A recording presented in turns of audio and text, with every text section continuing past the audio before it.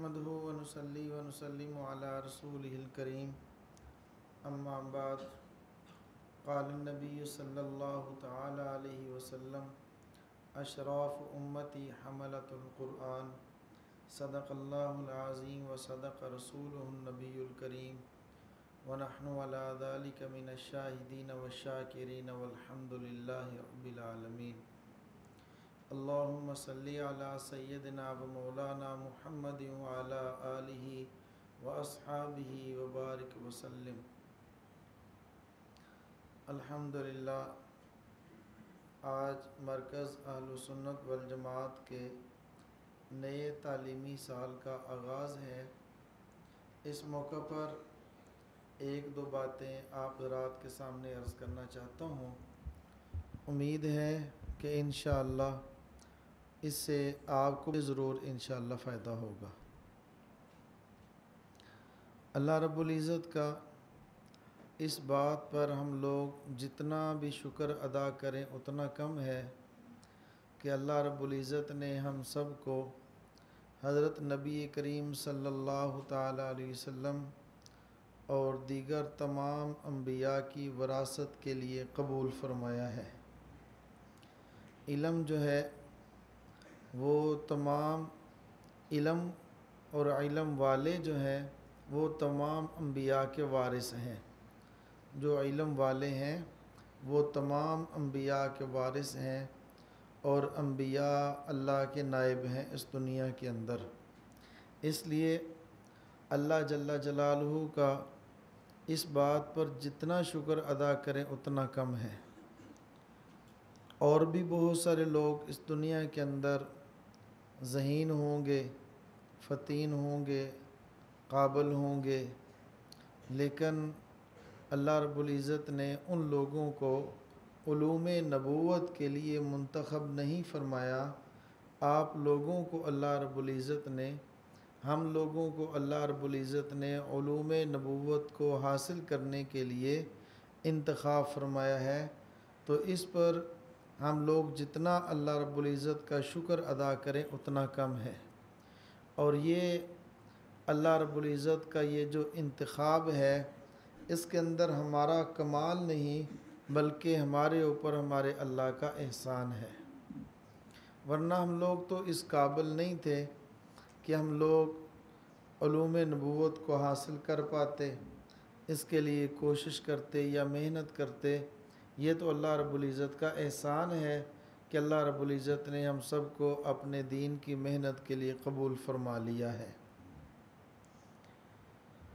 ایک بادشاہ ہو اور اس بادشاہ کے کئی نوکر ہوں، ان نوکروں میں سے ایک آدمی کو نوکر کو بلا کر بادشاہ کہتا ہے کہ آپ میری خدمت پر مامور ہیں، آپ نے یہ کام کرنا ہے، میرا بستر لگانا ہے، آپ نے میرا پانی بھرنا ہے، آپ نے خدمت کرنی ہے، میں جب بھی آؤں آپ نے جوتا سیدھا کرنا ہے، اور دوسرے لوگوں کو وہ چھوڑ دیتا ہے کہ جاؤ اپنا کام کرو۔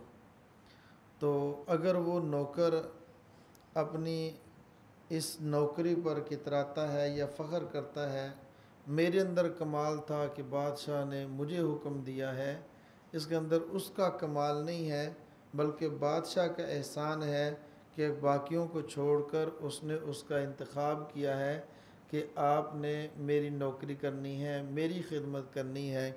یہ تو بادشاہ کے دربار کی بات ہے، اور وہ بادشاہوں کا بادشاہ احکم الحاکمین اگر وہ کسی کو اپنے دین کی خدمت کے لیے قبول فرما لے تو محض اس کا احسان ہے، اس کے اندر ہمارا کچھ بھی کمال نہیں ہے۔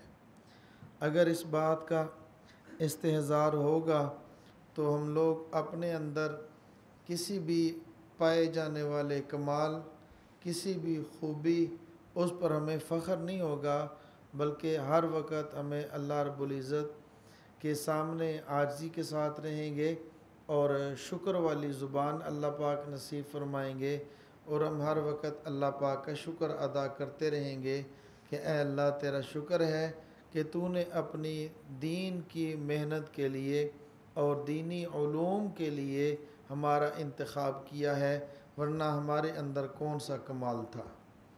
میرے عزیز طالب علم ساتھیوں، اللہ رب العزت جس پر نظر کرم فرماتے ہیں اس کو اپنے دین کی محنت کے لیے قبول فرماتے ہیں۔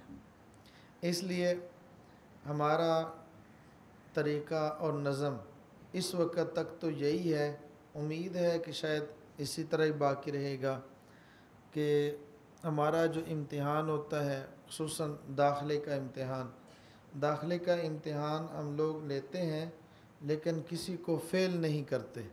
تو میں یہ بات عرض کر رہا تھا کہ ہمارے مرکز کے اندر ہمارا طریقہ یہی ہے کہ جو بھی آتا ہے ہم اس کو فیل نہیں کرتے کہ آپ فیل ہیں آپ جائیں، یہ شرط ہے، یہ شرط ہے، یہ شرط ہے، بلکہ جب ہم نے مرکز شروع کیا تھا اس وقت، درجہ کتب شروع کیا اس وقت، یا ہمارا دورہ تحقیق المسائل ہوتا ہے اس وقت بھی ہمارے استاذ محترم ہمارے شفیق ہیں، ہمارے مربی بھی ہیں، ہمارے سرپرست ہیں، تو ہمارے پیر و مرشد حضرت جی مولانا الیاس گمن صاحب دامت برکاتہم کے ابا جی سسر بھی ہیں۔ تو اس حوالے سے ہر معاملے کے اندر ہم استاد جی سے مشورہ بھی ضرور کرتے ہیں، استاد جی مشورہ بھی دیتے ہیں اور سرپرستی بھی فرماتے ہیں۔ تو میں اس حوالے سے استاد جی کا دیا ہوا مشورہ وہی ہماری پالیسی کا حصہ ہے۔ مشورہ کیا کہ استاد جی ہمارا دورہ تحقیق المسائل ہوتا ہے یا تخصص ہوتا ہے، طلباء آتے ہیں تو داخلے وغیرہ کی کوئی تاریخ طے کر دیں تاکہ اس کے بعد آنے والے کسی طالب علم کو نہ رکھا جائے۔ استاد جی نے فرمایا جس کو اللہ بھیجتا ہے آپ اس کو کیوں نکالتے ہیں؟ جس کو اللہ پاک قبول فرما لیں تو ہم اس کو فیل کرنے والے کون ہوتے ہیں؟ بس جو آ گیا وہ پاس ہے، جو آ جائے وہ پاس ہے، جس کو اللہ نے پاس کر دیا ہے تو ہم اس کو کیوں فیل کریں؟ تو جیسے دورہ تحقیق المسائل ہوتا ہے، ہمارے استاد جی فرماتے ہیں کہ دورہ تحقیق المسائل ہو، آخری دن آخری گھنٹے میں بھی کوئی طالب علم پہنچ جائے تو اس کو بھی رکھ لو، اس کو واپس نہیں بھیجنا، چلو 1 گھنٹے کا تو اس کو فائدہ ہوگا نا انشاءاللہ۔ تو اس حوالے سے ہم لوگ ہمارے مرکز کے اندر اس وقت یہ چل رہا ہے۔ تو 1-2 باتیں میں آپ حضرات کے سامنے حوالے پیش کر دیتا ہوں، آپ حضرات اس کا بھرپور خیال فرمائیں۔ جو بھی پالیسی یا جو قانون طلباء کے لیے وضع کیا جاتا ہے وہ طلباء ہی کے فائدے کے لیے ہوتا ہے، اس حوالے سے گاہے بگاہے ساتھ ساتھ ہدایات دی جاتی رہیں گی انشاءاللہ۔ تو آپ حضرات بھرپور طریقے سے اس کو اپنے عمل کے اندر لائیں اور کوشش فرمائیں کہ اس پر عمل ہوتا رہے۔ 1-2 میں باتیں عرض کر دیتا ہوں اس حوالے سے۔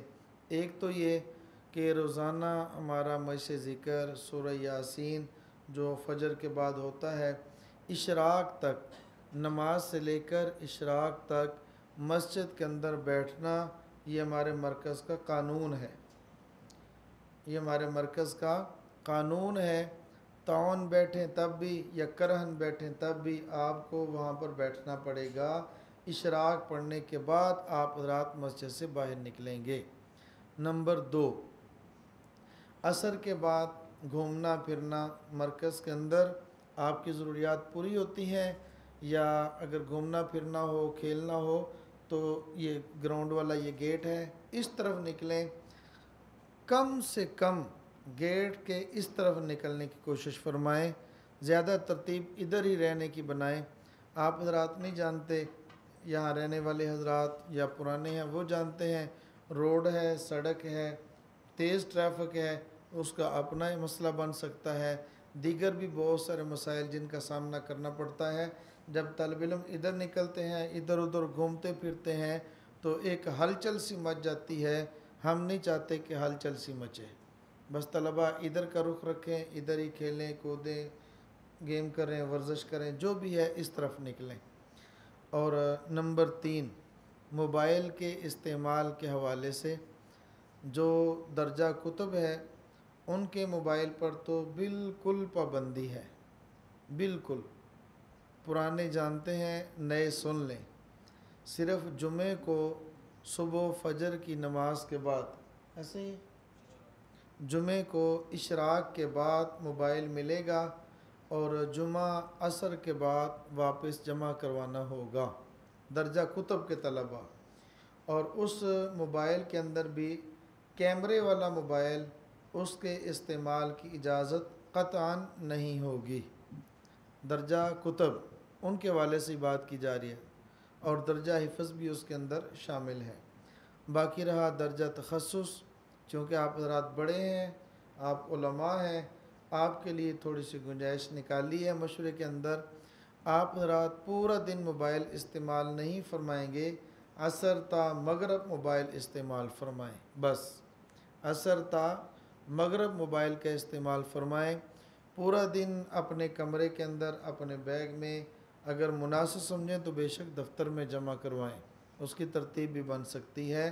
تو موبائل کے استعمال کے حوالے سے پرہیز فرمائیں، اور خصوصاً درجہ تخصص کے طلباء ظاہر ہے ان کو موبائل کے استعمال کی اجازت ہے، لیکن اجازت کا یہ مطلب نہیں ہے کہ درجہ حفظ کا طالب علم آیا، اس نے کہا کہ میری بات کروا دو امی سے، یہ لو بات کر لو۔ آپ نے نہیں بات کروانی، مرکز کے اساتذہ چاہیں کروائیں چاہیں نہ کروائیں۔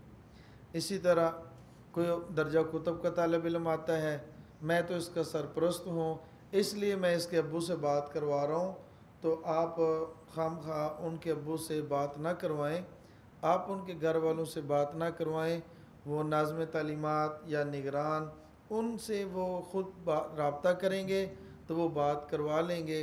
اس لیے درجہ کتب کے طلباء ان پر قطعاً موبائل کے استعمال کی اجازت بالکل نہیں ہے، صرف جمعے والے دن موبائل کا استعمال فرمائیں گے، اور تخصص کے طلباء عصر سے لے کر مغرب تک موبائل استعمال فرمائیں، اس کے علاوہ اپنے موبائل کو بند کر دیں۔ اللہ پاک آپ حضرات کو قبول فرمائے، اللہ پاک آپ کو دن دگنی رات چوگنی ترقی عطا فرمائے، اللہ پاک آپ کو دنیا و آخرت کی خوشیاں نصیب فرمائے۔ وآخر دعوانا ان الحمدللہ رب العالمین۔ استاذ محترم حضرت جی مولانا عبدالجبار صاحب دامت برکاتہم، ان کی خدمت کے اندر گزارش کروں گا کہ حضرت استاذ محترم آج دعا کروا کر ہمارے اس تعلیمی سال کا آغاز فرما دیں گے۔